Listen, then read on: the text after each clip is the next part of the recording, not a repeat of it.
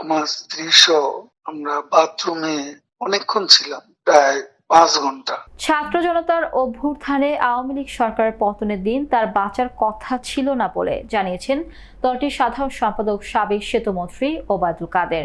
ভারতীয় গণমাধ্যম দ্য ওয়ালের এক্সিকিউটিভ এডিটর অমল সরকারকে দেয়া এক সাক্ষাৎকারে এই কথা বলেন তিনি। শেখ হাসিনা সরকার পতনের পর এই প্রথম কোনো গণমাধ্যমে কথা বললেন ওবায়দুল কাদের। বিস্তারিত থাকছে ডেস্ক রিপোর্টে।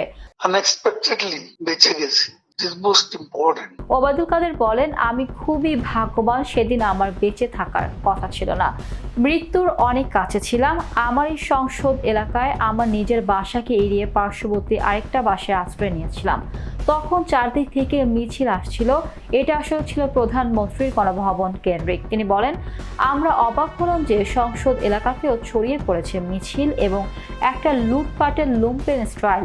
এই কতগুলো ঘটনা ঘটে, সেখানে বিভিন্ন ধরনের লোক আসে এবং এদের মধ্যে বেশিরভাগই মনে হয়েছে এটা কোনো রাজনৈতিক অভ্যুত্থান, এটা লুটপাটের অভ্যুত্থান। তিনি বলেন, আমি যে বাসাটায় ছিলাম তারা সে বাসাতেও হামলা করে, তারা জানতো না যে সেখানেই আমি আছি। আমার বাসা তারা লুটপাট করেছে, কিন্তু যে বাসায় আমি গিয়ে আশ্রয় নিলাম সেখানে হামলা করবে আমি ভাবতে পারিনি। দেখলাম অনেক লোকজন ঢুকে পড়েছে, তারা ভাঙচুর ও লুটপাট করতে থাকে। আমি আমার স্ত্রী সহ বাথরুমে লুকিয়েছিলাম, অনেকক্ষণ ছিলাম, প্রায় 5 ঘন্টা। তারপর একটা পর্যায়ে তারা বাথরুমের ভেতরে কমর বেসিন এগুলো লুটপাট করছে।